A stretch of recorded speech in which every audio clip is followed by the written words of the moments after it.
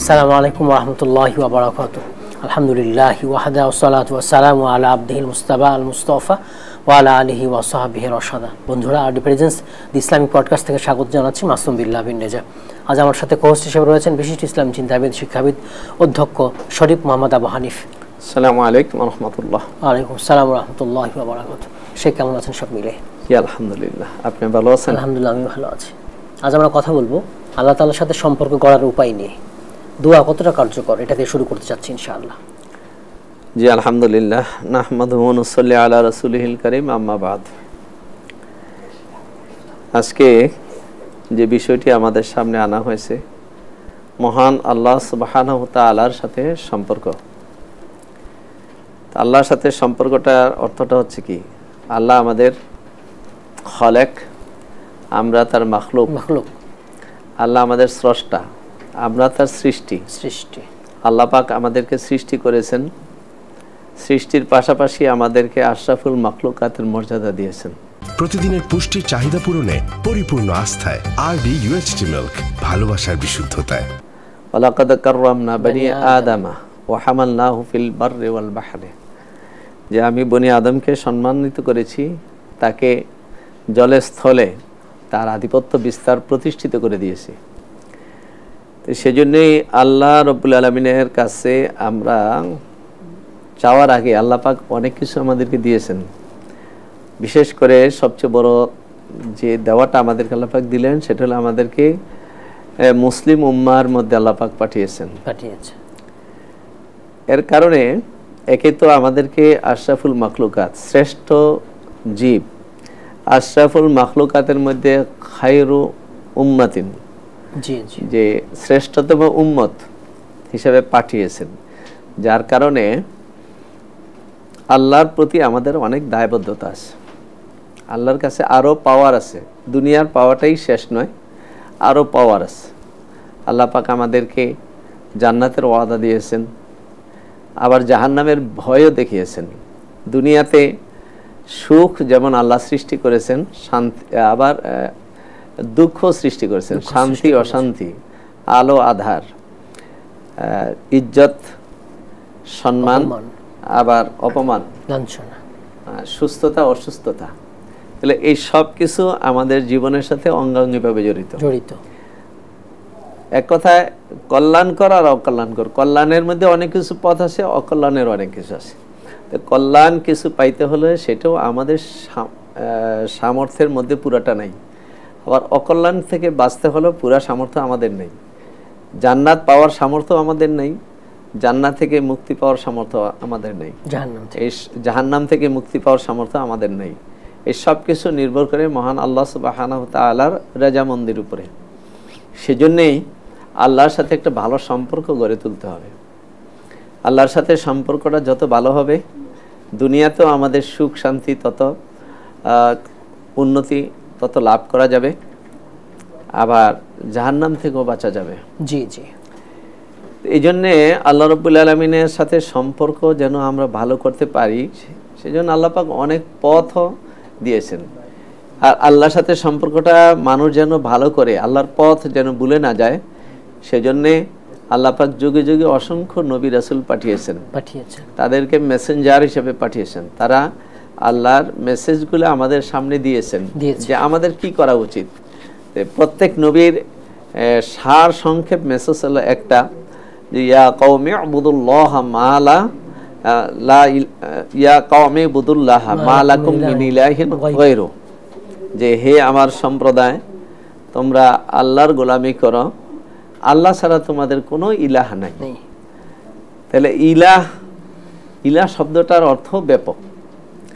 যিনি এই বিশ্ব পরিমণ্ডলের একচ্ছত্র অধিপতি, গোটা বিশ্ব যার নিয়ন্ত্রণে আছে, যিনি গোটা মাখলুকাতের গোলামি পাওয়ার মতো উপযুক্ত মহান সত্তা, তিনি হচ্ছেন আল্লাহ।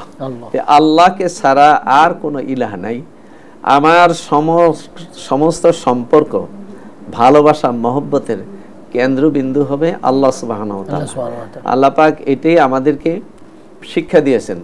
কুল ইন্না সলাতি ওয়া নুসুকি ওয়া মাহইয়ায়া ওয়া মামাতি লিল্লাহি রাব্বিল আলামিন, যে আমার নামাজ, আমার জীবন, আমার কুরবানি, আমার মৃত্যু সবকিছু মহান রব্বুল আলামিনের জন্য নিবেদিত। এই যে নিবেদনটা, এটা আল্লাহর জন্য কেন? প্রথম কথা হলো, আল্লাহ ছাড়া আর কারো কাছে আমার প্রাপ্তির কিছু নেই। আল্লাহ ছাড়া চূড়ান্ত জবাবদিহিতাও কারো কাছেই নেই। দুনিয়ার সিস্টেম ওইতে চলতে গেলে আমাদের যে মানুষের পারস্পরিক লেনদেন, মানুষের কাছে মানুষের জবাবদিহিতা, এটা খুবই সীমিত। চূড়ান্ত জবাবদিহিতা কিন্তু আল্লাহর কাছে।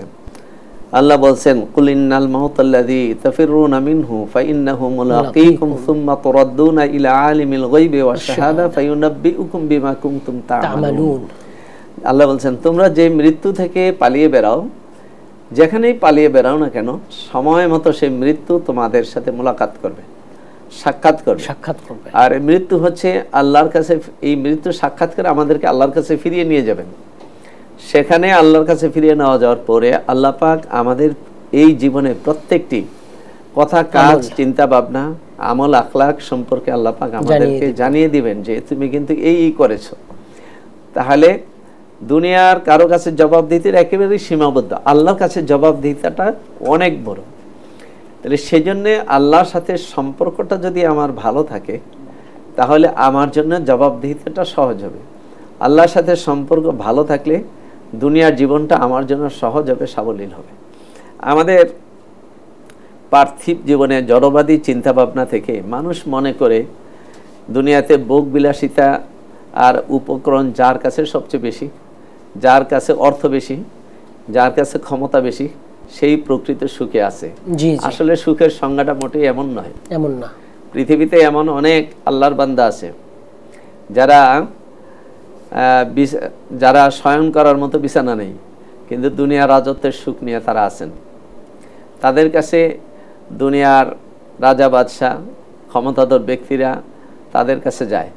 কেন যায়? তার তো কোনো রাজত্ব নেই, তার কেউ নেই, তার আল্লাহ আছেন। মাল্লাহুল মাওলা ফালাহুল কুল, একটা কথা আরবিতে, একটা প্রবাদ আলেম ওলামাদের কাছে আছে। যে ব্যক্তির জন্য আল্লাহ হয়ে যায়, অর্থাৎ আল্লাহর সাথে যার সম্পর্কটা ভালো, তার জন্য তামাম মাখলুকাত তার কাছে অবনত। যেমন আল্লাহ নবী হযরত সুলাইমান আলাইহিস সালাতু ওয়াসসালাম, তিনি তার সূরা সদের মধ্যে ঘটনাটা আসছে, ব্যাখ্যা এমনও আসছে যে সুলাইমান আলাইহিস সালাতু ওয়াসসালাম তার একদিন ঘোড়াগুলা দেখার জন্য বের হলেন। এত সুন্দর রাজকীয় ঘোড়া, তো ঘোড়াগুলা দেখতে দেখতে একটা ওনার আকর্ষণ এসে গেছে। তখন তার অভ্যাস ছিল তিনি সূর্যাস্তের আগে আল্লাহর ইবাদত করতেন। ঘোড়ার আকর্ষণে পড়ে তিনি আল্লাহর ইবাদতের সেই অংশটা ভুলে গিয়েছিলেন। তখন তিনি আল্লাহকে সন্তুষ্ট করার জন্য পেরেশান হয়ে গেলেন যে আমি যে রুটিন মাফিক যে ইবাদতটা করতাম, আমার আল্লাহকে নিবেদন করতাম, আমি তো সেটা আজকে পারলাম না এই ঘোড়ার মায়ায়। সুতরাং তিনি আল্লাহকে খুশি করার জন্য ব্যতিব্যস্ত হয়ে পড়লেন এবং প্রতিটি ঘোড়াকে নিজ হাতে জবাই করে দিলেন। তা আল্লাহ রাব্বুল আলামিনের সাথে সম্পর্ক গড়ার জন্য তিনি তার বাহনগুলোকে জবাই করে দিলেন। এর বিনিময়ে কি হলো? আল্লাহ রাব্বুল আলামিন দেখলেন যে সুলাইমান আলাইহিস সালাতু ওয়াসসালাম তার বান্দা তাকে খুশি করার জন্য বিশাল ত্যাগ করছে দুনিয়াবি। তখন আল্লাহ পাক হযরত সুলাইমান আলাইহিস সালাতু ওয়াসসালামের জন্য বাতাসকে অনুগত করে দিলেন। তে বাতাসকে অনুগত করে দেওয়াতে কি হলো যে ঘোড়ায় তো চড়তে পারতেন একজন, আল্লাহ পাক তাকে এমন এক সিংহাসন দিলেন যে সিংহাসনে চড়তে পারত 300 জন। এবং সেই বাতাস ঘোড়ায় যে গতিতে তাকে নিয়ে যাবে, বাতাস তার চেয়ে অনেক গুণ বেশি, অনেক। 1 মাসের গুদুবুহা শাহরুন ওয়া রাওয়াহুহা শাহরুন, আল্লাহ বলছেন যে সকালে 1 মাসের পথ এবং বিকালে 1 মাসের পথ অতিক্রম করে দিয়েছেন। তাইলে আল্লাহর সাথে সম্পর্কটার যে কি লাভ আমরা কিন্তু এখানে দেখতে পাচ্ছি। আপনি হযরত দাউদ আলাইহিস সালাতু ওয়াসসালাম, সুলাইমান আলাইহিস সালাতু ওয়াসসালামের পিতা, তিনি অত্যন্ত, যেহেতু একজন নবী, এবং একজন নবী যে রাজত্ব পরিচালনা করতে পারে তার প্রথম একটা উপমা কিন্তু দাউদ আলাইহিস সালামের মাধ্যমে আল্লাহ পাক দিয়েছেন। যে দাউদ আলাইহিস সালাতু ওয়াসসালাম অত্যন্ত ন্যায়পরায়ণ, যেটা আমাদের কল্পনা করার মতো না। তো সেই ন্যায়পরায়ণ দাউদ আলাইহিস সালাম তিনি রাজত্ব চালাতেন এবং তিনি মাঝে মধ্যে সাধারণ লোকদের মধ্যে বের হতেন। তার সম্পর্কে মানুষের মূল্যায়ন কি। তিনি একদিন বাজারে যাচ্ছেন, যে দুইজন ফেরেশতা ওনার পাশ দিয়ে অতিক্রম করে কথা বলতেছিলেন মানুষের বেশে, যাতে ওনার কানে আসে কথাটা। তখন তিনি কি করলেন, একজন জিজ্ঞাসা করছে যে রে বর্তমান যে আমাদের রাজা দাউদ উনি কেমন। আরেকজন বলতেছে উনি তো আগাগোড়া একজন ভালো মানুষ, আপাদমস্তক ন্যায়পরায়ণ মানুষ, তবে আরও ভালো হইতো তিনি যদি রাজত্বের ভান্ডার থেকে তিনি যদি পারিশ্রমিকটা না নিতেন। এই কথাটা দাউদ আলাইহিস সালাম শোনার পরে তিনি কি করলেন, সিদ্ধান্ত নিলেন রাজ ভাণ্ড থেকে, কোষাগার থেকে তিনি কোনো পারিশ্রমিক নেবেন না, বিনা পরিশ্রমে রাষ্ট্র পরিচালনা করবেন। তো এটার জন্য তো কেন করলেন, যে আল্লাহ খুশি হবেন, আল্লাহর উপর তাওয়াক্কুল করে উনি এটা শুরু করলেন। আচ্ছা, আল্লাহকে খুশি করার জন্য, আল্লাহর সাথে সম্পর্কটা ভালো করার জন্য তিনি প্রচেষ্টা নেন। আল্লাহ রাব্বুল আলামিন তার নিয়তে বরকত দিলেন এবং আল্লাহ পাক বললেন ওয়াসালনা লাকুল হাদিদ আনিমাল সাবিগাতিন আনিশকুরলি। তা আল্লাহ বলছেন যে আমি দাউদের জন্য কি করলাম, দাউদ আলাইহিস সালাম কর্ম হিসাবে তিনি কি করলেন, বর্ম তৈরি করার কাজটা নিলেন, যে এটা করবে, এবং উনি এটা খুব ভালো পারতেন। লোহা গলিয়ে বর্ম তৈরি করতে, যে লোহা আগুনে দিয়ে গলাবে, সেটা পিটাবে, বর্ম তৈরি করতে সময় তো অনেক দরকার, তাহলে উনি রাষ্ট্র পরিচালনা করবেন কেমনে। তখন আল্লাহ সুবহানাহু ওয়া তাআলা কি করলেন, দাউদ আলাইহিস সালামের জন্য লোহাকে নরম করে দিলেন, পানির মতো, মোমের মতো করে দিলেন, এবং এটা অল্প সময়ে তিনি খাস বানাইয়া সেটাতে বর্ম তৈরি করতে পারতেন, সেটা বাজারে বিক্রি করে তিনি তার সংসার পরিচালনা করতেন। তাহলে এই হলো আল্লাহর সাথে সম্পর্ক গড়ে তোলার দুনিয়াবি ফলাফল। এবং যেটা বলছিলাম যে দুনিয়ার উপকরণে যে মানুষের সুখ শান্তি বিষয়টা মোটেই এমন নয়, বরং আল্লাহর সাথে সম্পর্ক যাদের ভালো, সূরা সাবার মধ্যে আছে একটা আয়াত, যে ওখানে বলছেন যে আল্লাহর সাথে সম্পর্ক যাকে ভালো হয়, আল্লাহ রাব্বুল আলামিন তাকে কাঁটার উপরে, কঙ্করের উপরে শুয়ে দিলেও সে মহা শান্তি অনুভব করে। আর আল্লাহর সাথে যার সম্পর্ক ভালো নয়, সে রাজকীয় বিছানায় ঘুমাইলেও তার ঘুম আসে না। এটা আমাদের জীবনের বাস্তবতা, পরীক্ষিত কথা। এই জন্য দুনিয়ার সুখ পাইতে হইলেও আল্লাহর সাথে সম্পর্ক করতে হবে। আবার আপনার মৌতের আযাব থেকে বাঁচা, কবরের আযাব থেকে বাঁচা, হাসরের ময়দানের আযাব থেকে বাঁচা, জাহান্নামের আযাব থেকে বাঁচা, এটা তো দুনিয়ার কোনো উপকরণে এটা সম্ভব না, এবং দুনিয়ার কোনো ক্ষমতা আমাকে সেখানে কোনো উপকার করতে পারবে না, একমাত্র সেটা আল্লাহর রেজামন্দির উপরে। এই জন্য সেই সেখান থেকে বাঁচার জন্য, পরকালের আযাব গজব থেকে বাঁচার জন্য আল্লাহর সাথে সম্পর্ক গড়া দরকার। এখন আল্লাহর সাথে সম্পর্ক গড়ার অনুভূতিটা কে কতটুকু মনে করে। দেখা গেছে যে আল্লাহর সাথে সম্পর্ক গড়ার জন্য পৃথিবীর কিছু মানুষ তারা দুনিয়ার সবকিছুই বিসর্জন দিয়ে দিয়েছে আল্লাহর, শুধু আল্লাহকে খুশি করার জন্য, আল্লাহকে পাওয়ার জন্য, যে আল্লাহ খুশি হলে আমার সবকিছু, আর কিছু প্রয়োজন নাই। যে সারে দুনিয়া হো মুখালেফ ফের বিহি কুই গম নিহি জো রহমতে রহমান হো, যে গোটা দুনিয়া যদি আমার এগেনস্টে চলে যায়, দুনিয়ার কিচ্ছু যদি আমার না থাকে, কিন্তু আমার রবের যদি রহমত আমার উপরে থাকে, তাহলে কোনো চিন্তা নেই, এটা হইল কোনো পরোয়া নেই। তো এটা হলো আসলে বাস্তবতা। তো আল্লাহ রাব্বুল আলামিনের সাথে এই সম্পর্কটা আমরা কিভাবে করব। তো আল্লাহর সাথে সম্পর্ক গড়ার জন্যে আল্লাহ রাব্বুল আলামিন যুগে যুগে নবী আম্বিয়া আলাইহিমুস সালামকে আমাদের জন্য মডেল করে দিয়েছেন। তা আল্লাহর সাথে সম্পর্ক গড়ার জন্য এখানে দুইটা বিষয়, যে একটা হলো যে আমরা বাহ্যিকভাবে আল্লাহ রাব্বুল আলামিনের হুকুম হাকাম মানি, নেক আমল করি, এটা তো আছে, কিন্তু সম্পর্কটাকে আরো গভীর থেকে গভীরতা করার জন্য আল্লাহর সাথে সম্পর্ক গভীর থেকে গভীরতা করার একটাই মাধ্যম, সেটা হলো আপনার নিরিবিলি পরিবেশ অবলম্বন করা।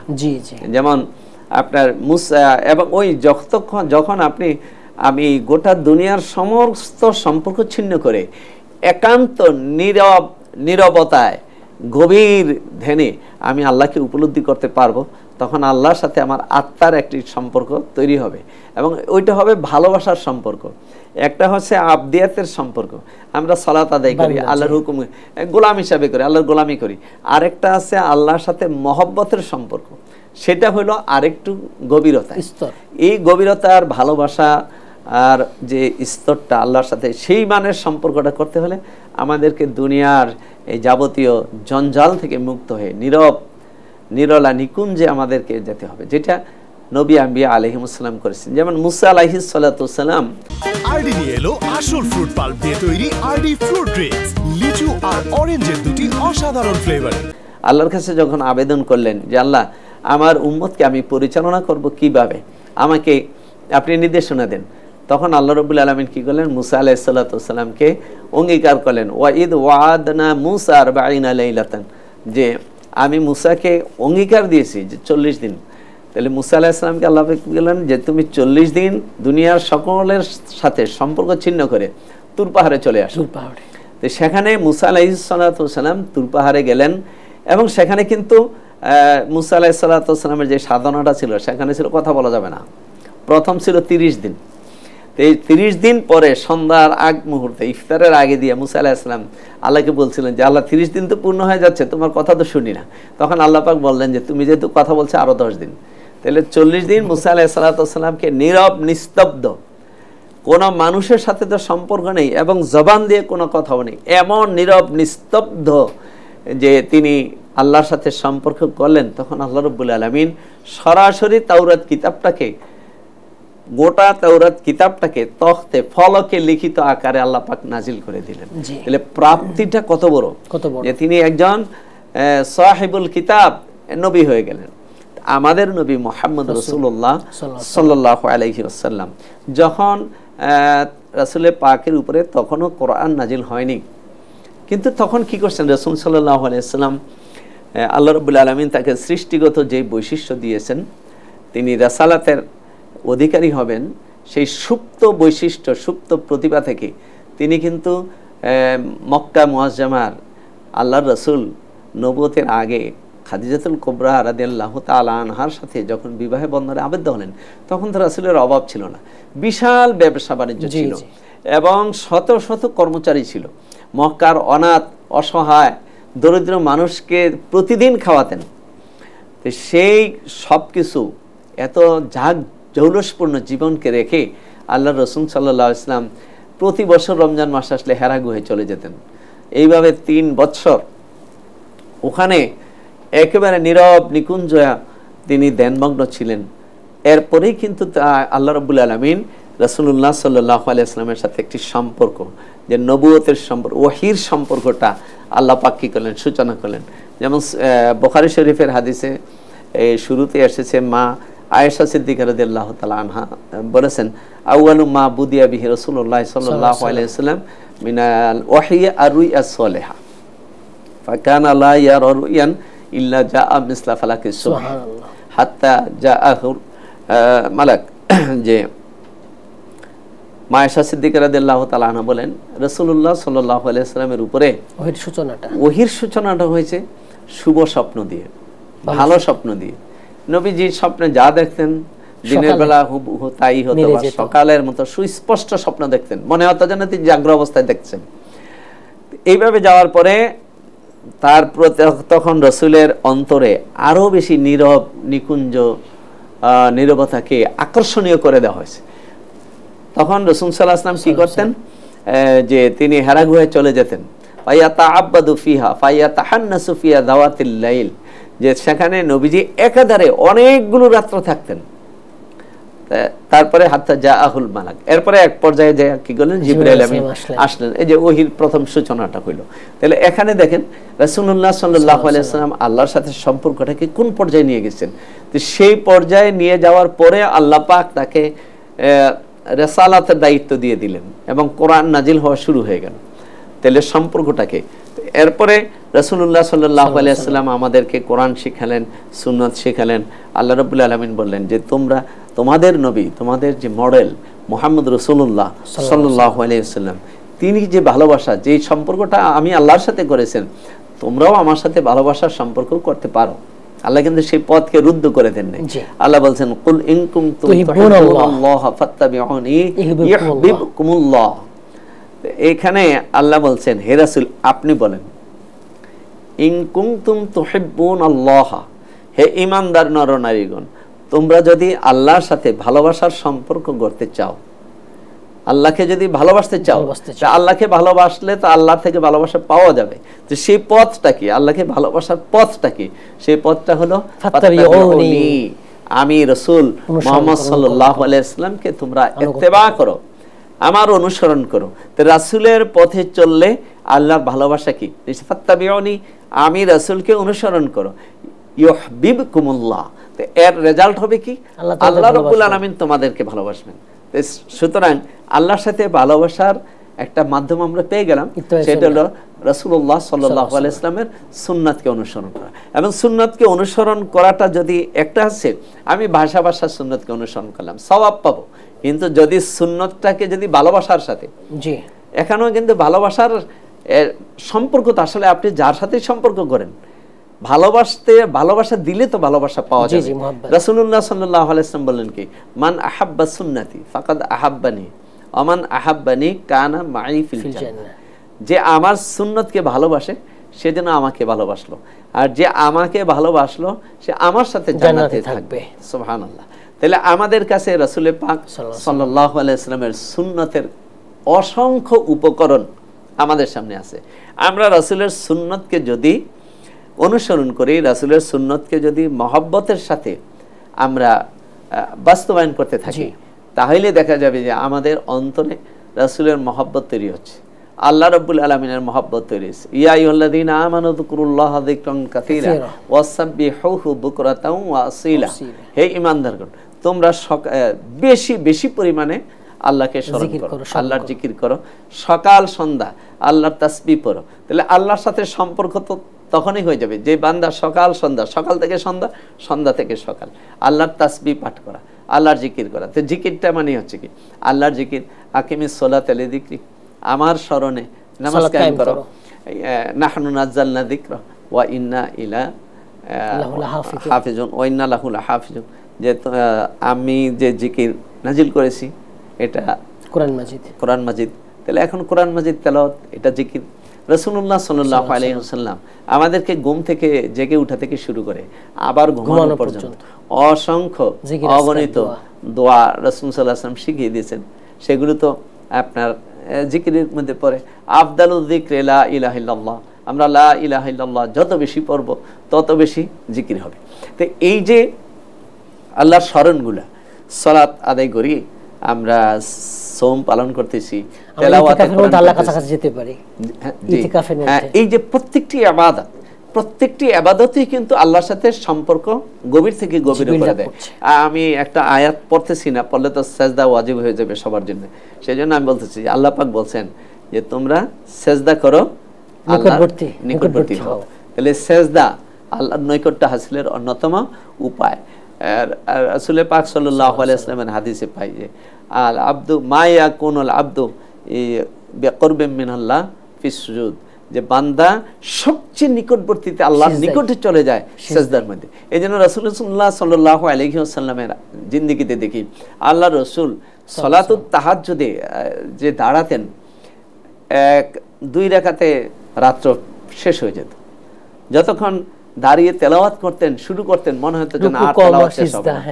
আবার রুকুতে গেলে মনে হতো যে আর মনে হয় উঠবেন না, সেজদায় গেলে মনে হতো আর সেজদা থেকে উঠবেন না। বিশেষ করে সেজদার ভিতরে রাসূলের স্বাদ অনেক বেশি ছিল। যে মা আয়েশা সিদ্দিকা রাদিয়াল্লাহু তাআলা আনহা বলছেন রাসূলুল্লাহ সাল্লাল্লাহু আলাইহি ওয়াসাল্লামকে সেজদায় আমি মনে করছি কাত কবিজা, যে হয়তোবা তিনি কি করছেন দুনিয়া থেকে আল্লাহ নিয়ে গেছেন। পা হাররাতু ইবাহামা কাদামিহি, আমি রাসূল পাক সাল্লাল্লাহু আলাইহি ওয়াসাল্লামের কদম মোবারকের বৃদ্ধ আঙ্গুল নাড়া দিলাম। তাহাররাকা, নবীজি কি করলেন? নড়েচড়ে উঠলেন। তাহলে সেজদার স্বাদটা আল্লাহ রাসূল কত বেশি পেয়েছেন। সেজদার মধ্যে গেলে বান্দা আল্লাহর একেবারে কি হয়? কাছাকাছি, একেবারে কাছাকাছি চলে যায়। তো এই যে আমরা এখন রমজান মোবারকে আমরা ইফতার করি, সাহারি করি। সাহারির আগে আমরা সকলেই চেষ্টা করি সালাতুত তাহাজ্জুদ আদায় করার সময়টাই, হ্যাঁ চেষ্টা করি। তারপরে বিশেষ করে এখন আমাদের আকাশে নেমে আসেন এখানে, জি আল্লাহ মানুষের প্রতি মনোযোগ, দুনিয়ার আকাশে নেমে আসেন, ডাকেন যে কে চাও আমার সাথে সম্পর্ক করার জন্য, ক্ষমা চাও, রহমত চাও, সুস্থ যা চাও আল্লাহ পাক দেওয়ার জন্য আল্লাহ কি করে সব দরজা খুলে দেন। এটা তো ভালোবাসার বহিঃপ্রকাশ। এই যে রমজান মোবারক আসছে, বিশেষ করে রাসূলুল্লাহ সাল্লাল্লাহু আলাইহি ওয়াসাল্লাম আমাদের জন্য একটি বড় নিয়ামত রেখে গেছেন, আল ইতিকাফ। জি জি, যে দুনিয়ার সকল সম্পর্ক ছিন্ন করে মসজিদের নীরব জায়গায় একমাত্র আল্লাহকে স্মরণ করার জন্য, আল্লাহর সাথে সম্পর্কটাকে গভীর থেকে গভীরতর আরো গভীরতর করার জন্য যে ইতিকাফের সুন্নাত রাসূলুল্লাহ সাল্লাল্লাহু আলাইহি ওয়াসাল্লাম আমাদেরকে দিয়ে গেছেন। এখন এই ইতিকাফ আমরা সমাজের কতজন পারি সেটা কথা না, কিন্তু টোটাল মুসলিম উম্মায় যোগ করলে হয়তো লক্ষ লক্ষ আল্লাহর বান্দারা আজকে সন্ধ্যার পর থেকে মানে 20 রমজান সন্ধ্যার পর থেকেই ইতিকাফে বসে যাবেন, ইতিকাফে বসে যান। তাহলে এরা কেন বসেন? আল্লাহ রাব্বুল আলামিনকে পাওয়ার জন্য বসেন, দুনিয়া থেকে বিমুখ হয়ে একেবারে দুনিয়ার সব হয়ে যান। এইজন্যই ওই যে আল্লামা জালালউদ্দিন সুয়ুতী রাহমাতুল্লাহ আলাইহি তাফসিরে জালালাইন লিখছেন, ইমাম গাজালি রাহমাতুল্লাহ আলাইহি বলেছেন যে সোম যে আমরা সাধনা করি, সিয়াম সাধনা, এটা কিন্তু 3টা ক্লাস আছে। একটা হলো সৌমুল আম, আমরা সাধারণভাবে রোজা রাখি, খানা পিনা খাই না, চলাচল করি, রাস্তাঘাট বাজার হাট সবই করি। আরেকটা সৌমুল আওয়াম, যেটা খাস, সৌমুল খাস, যেটা হলো খাস ব্যক্তি, বিশিষ্ট ব্যক্তিদের সোম, যারা হচ্ছে রমজান আসলে সিয়াম সাধনা এমন ভাবে মগ্ন হয় দুনিয়ার সাথে সম্পর্ক তাদের কমিয়ে দেয়, যতটুকু সম্ভব তারা সংকুচিত জীবনযাপন করে। আরেকটা হচ্ছে সৌমুল মুকাররিবিন, যারা একেবারে আল্লাহর নৈকট্য হাসিলে মগ্ন হয়ে যায়, আল্লাহর নিকটতম চলে যায়, তাদের সোম, তারাই তো আপনার ইতিকাফে বসে। তারপরে আল্লাহ রাব্বুল আলামিনের বরাতে রাসূলুল্লাহ সাল্লাল্লাহু আলাইহি ওয়াসাল্লাম বলছেন, হাদিসে কুদসি বুখারী শরীফের 2য় খণ্ডে আসছে, লা ইয়াজালুল আবদু ইয়াতাকাররাবু ইলাইয়া বিন নওয়াফিল। আল্লাহ পাক বলছেন যে আমার বান্দারা নফল ইবাদত, তার নির্দিষ্ট ফরজের বাইরে আরো ইবাদত করে, এবং ইবাদত অতিরিক্ত করতে করতে এমন হয় হাত্তা উহিব্বাহু, আমি আল্লাহ তাকে ভালোবেসে ফেলি। সুবহানাল্লাহ। তাহলে আমাদের উপর যে ফরজ ইবাদতগুলো আছে, এই ফরজ ইবাদতগুলো তো আল্লাহ পাকের সবচেয়ে প্রিয় আমাল। জি জি। আর এই ফরজ ইবাদতের বাহিরে আমরা যত বেশি তাতাওয়ান আমল করতে পারি, নফল ইবাদত করতে পারি, আল্লাহ রাব্বুল আলামিন বলেন যে আমার বান্দা যত বেশি নফল ইবাদত করতে থাকে, ফরজ ইবাদতগুলোর পরে ওইগুলাকে কনফার্ম করে, ফরজ ইবাদতগুলোকে কনফার্ম করে এবং হারাম থেকে নিজেকে বিরত রেখে যত বেশি নফল ইবাদত করে, বান্দা আমার তত নৈকট্যতম স্থানে চলে আসে। ইয়াতাকাররাবু ইলাইয়া, সে আমার নিকটে আসতেই থাকে, হাত্তা উহিব্বাহু, এমন নৈকট্যে চলে আসে শেষ পর্যন্ত আমি আল্লাহ তাকে ভালোবাসি। জি মুহতারাম, জাযাকুমুল্লাহ খাইর। আপনি আমাদের মূল্যবান সময় দিয়েছেন, সুন্দর আলোচনা করেছেন, অনেক ধন্যবাদ। আপনাকে ধন্যবাদ। বন্ধুরা, আজকে আমরা আলোচনা করছিলাম আরডি প্রেজেন্স ইসলামিক পডকাস্ট অনুষ্ঠানে আল্লাহ তাআলার সাথে সম্পর্ক গড়ার উপায়। আল্লাহ তাআলার সাথে সম্পর্ক গড়ার ক্ষেত্রে আমরা বেশি বেশি দোয়া করব, তাহাজ্জুদ সালাত আদায় করব, আমল সালেহ করব, নফলের গুরুত্ব দেব। আর এক্ষেত্রে ইসলামিক কমিউনিটির সম্পর্ক রয়েছে, তাই ইসলামিক কমিউনিটির সাথে আমরা সম্পর্ক রাখবো। আমিন। আসসালামু আলাইকুম ওয়া রাহমাতুল্লাহি ওয়া বারাকাতুহু। প্রতিদিনের পুষ্টির চাহিদা পূরণে পরিপূর্ণ আস্থায় আরডি UHT মিল্ক, ভালোবাসার বিশুদ্ধতায়।